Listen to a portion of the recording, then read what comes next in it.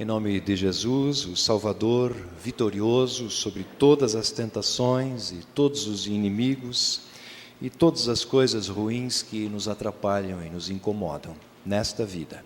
Amém. Podem sentar-se, por favor.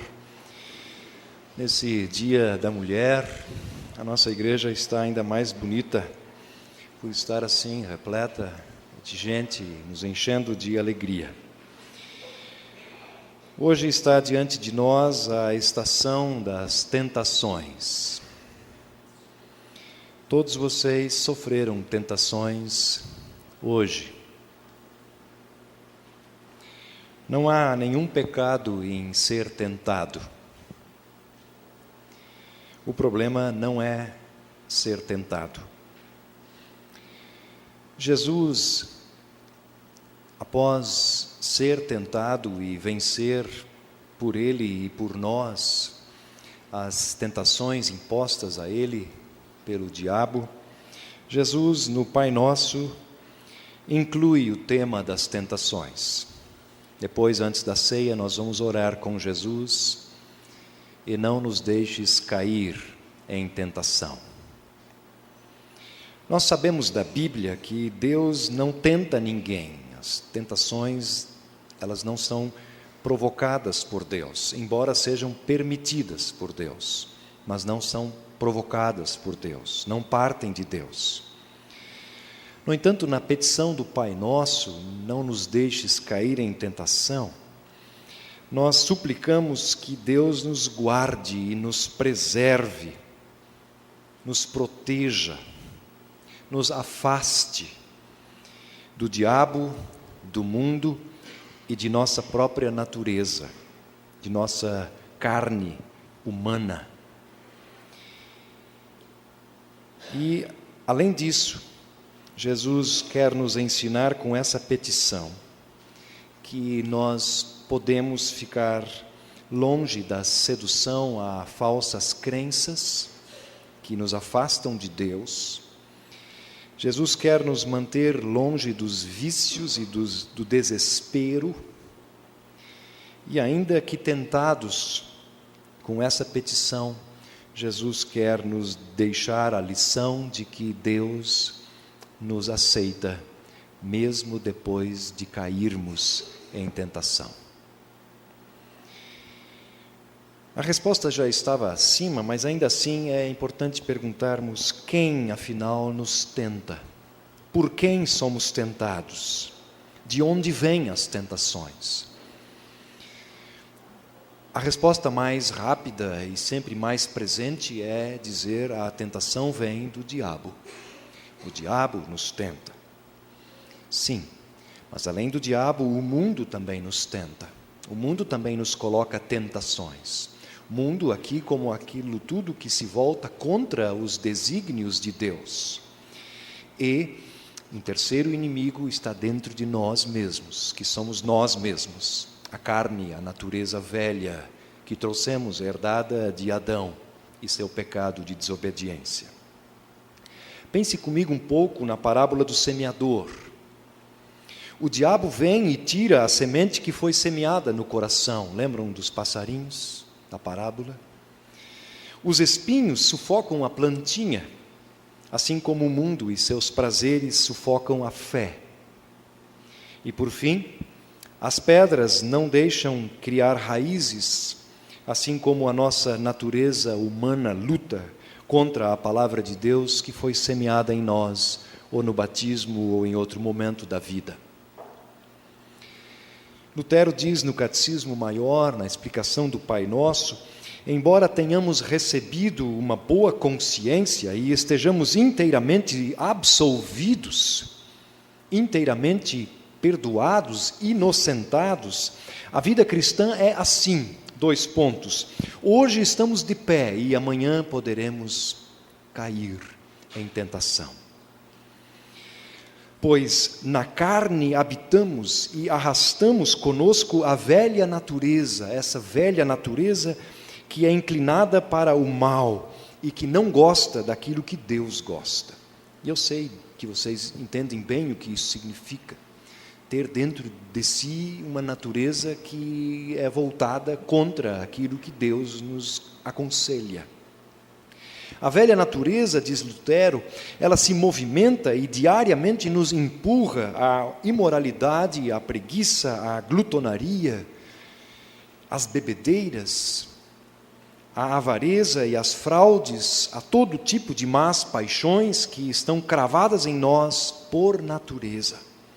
Essas más paixões são excitadas ou inflamadas em nós pelas más companhias, pelo exemplo, pelo que ouvimos e vemos.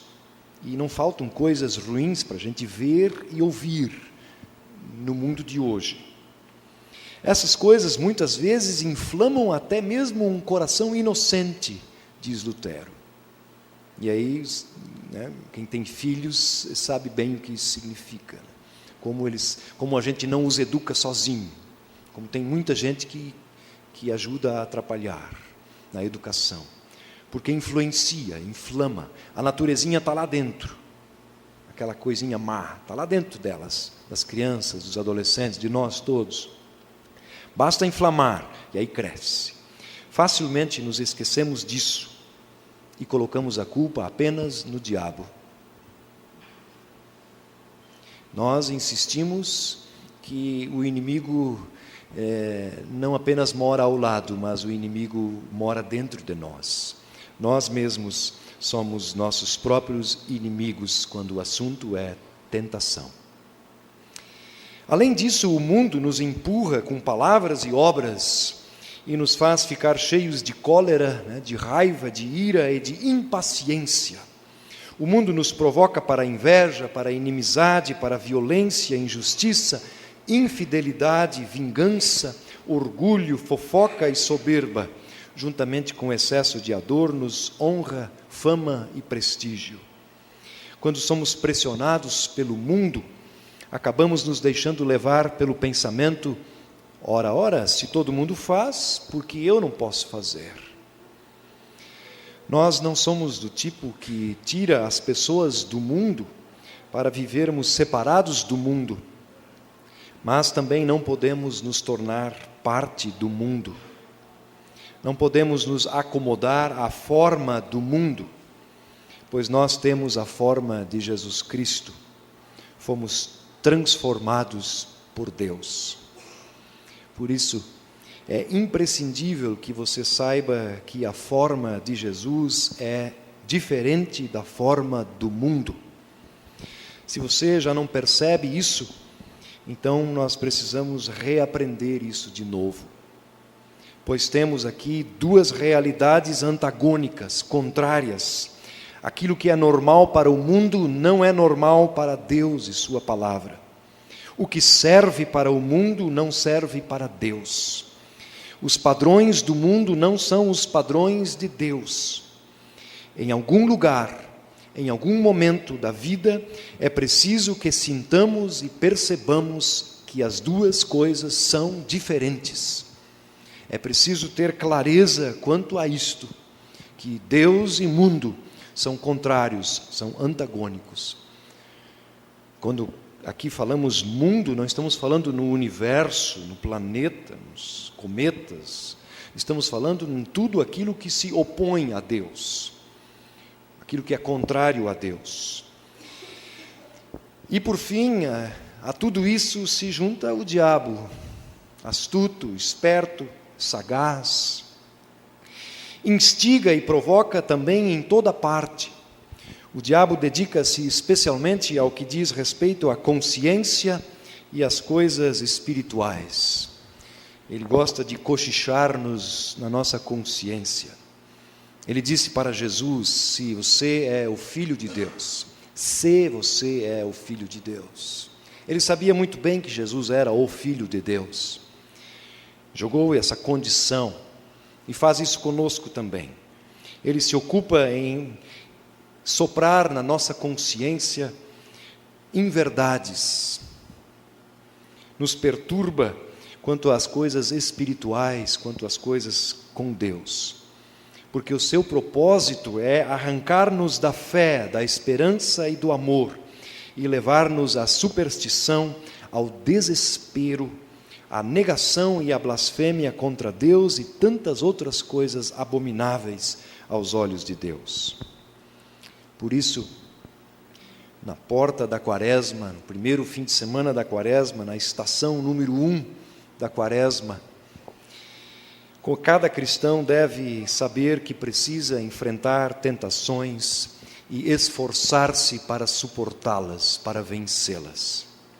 Enquanto estivermos nesta presente vida, temos que enfrentar continuamente e a toda hora tentações, para sabermos, acima de tudo, que Deus nos assiste nos momentos de dificuldade, também quando o assunto é tentação. Sem pedir e sem receber a ajuda de Deus, não é possível vencer nem mesmo a menor das tentações. Quando oramos, não nos deixes cair em tentação. Estamos dizendo, Pai, dá-me forças para eu não ceder e não cair nas tentações da carne, do mundo e do diabo. O que pedimos é que não caiamos nelas. Ser tentado é bem diferente de cair na tentação. Todos os cristãos sofrem as tentações. Eu as sofro, vocês todos as sofrem. Pois todos vivemos na carne, estamos no mundo e temos o diabo como nosso inimigo, como adversário presente a cada dia, em todos os momentos. Uns cedem às tentações e outros lutam contra elas. Lutero achava que a juventude, acima de tudo, é tentada pela carne. Os jovens, diz ele, são tentados para cair na imoralidade e na promiscuidade. Os que já são adultos são tentados mais pelo mundo, na busca pela fama, pelo poder, pelo prestígio, pelo status. E ele diz que os que se ocupam com coisas espirituais, tipo aqueles que dirigem as igrejas, são mais tentados pelo diabo. Irmãos e irmãs, o grande problema não é sentir a tentação. O grande problema não é ser tentado. O problema é entregar-se, é entregar as rédeas e não resistir, não fazer frente às tentações e nem orar a Deus, livra-me das tentações. A tentação de nosso Senhor Jesus Cristo mostra claramente o que mais precisamos fazer para não cair em tentação. Está escrito na palavra de Deus. Talvez eu esteja falando na noite de hoje para alguém que está sendo constantemente derrotado pelas tentações, seja da carne, do mundo ou do diabo. E neste sentido, vai o conselho da palavra de Deus. Agarre-se com o Senhor. Agarre-se com o Senhor por meio de sua palavra. Apegue-se à palavra e dedique-se à oração. Talvez eu esteja falando para alguém que caiu numa tentação grave, escandalosa, e agora está com o coração e a consciência cheios de medo e de dúvidas. Se esse for o seu caso, querido amigo, achegue-se aos braços de Jesus. Ele está sempre pronto a lhe receber, a lhe tocar e abraçar e proteger. Jesus não veio condenar ninguém. Ele veio salvar. Unicamente salvar. Como já disse, ser tentado não é pecado. O pecado está em ceder e cair. Mas pecado ainda maior é não voltar. afastar-se porque caiu. Deus não deseja isso. Deus deseja que todo aquele que cair, que Ele possa amparar, que Ele possa estender a mão e dizer: vem cá, você é meu filho, minha filha. O diabo e por vezes a nossa própria consciência usam uma metodologia, uma didática mais ou menos assim conosco. Antes de cairmos, ele diz, ou a nossa consciência, o coração diz: pode fazer, ninguém está vendo, ninguém vai ficar sabendo, e é uma coisa pequenininha, ora essa. Os outros fazem coisas muito piores. A estratégia é diminuir. E depois que caiu, aí muda a estratégia. Aí a estratégia é engrandecer, aumentar. Mas o que foi isso que você fez? Você não é um filho de Deus? Você não vai aos cultos? Você não lê a Bíblia? Ora, logo você. E aí vem a pior semente que ele semeia para nos afastar de Deus. Porque esse é seu desejo. Ele diz: Deus não vai perdoar você. E por vezes o nosso próprio coração nos diz, o apóstolo João diz isso na sua primeira carta, às vezes o nosso coração nos acusa dizendo: o meu pecado é muito grande. E aí o apóstolo João diz: sim, o pecado pode ser grande, mas a graça de Deus é muito maior do que qualquer coração que acuse. Por isso, meu irmão e minha irmã, saiba que Jesus está sempre de braços abertos esperando por você, especialmente depois que você cair. Especialmente. Não pense em Jesus como alguém que está apontando o dedo, que está emparedando, colocando contra a parede, acusando.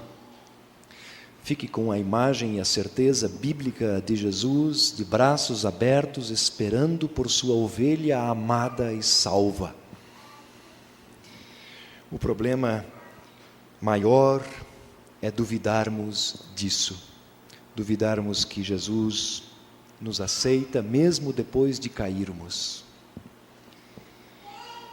Deus cuida de você quando você é tentado. Ele cuida de você afastando a tentação. Ele cuida de você dando forças para você resistir. E Ele cuida de você mesmo depois que você caiu. Ele cuida de você para você levantar de novo, para você sentir de novo a alegria do perdão e da salvação, da aceitação por Deus. Tenho absoluta certeza que Deus me colocou aqui nesta noite para dizer para você que Deus ama você, mesmo que caia tantas vezes quantas quiser cair. O amor de Deus não é anulado por nenhuma queda humana. O amor de Deus é mais forte do que tudo que pode existir. Não existe nenhuma queda, nenhum tombo que possa anular a graça de Deus, que é maior do que qualquer pecado. Se você cair, diga: Senhor, me pegue de volta.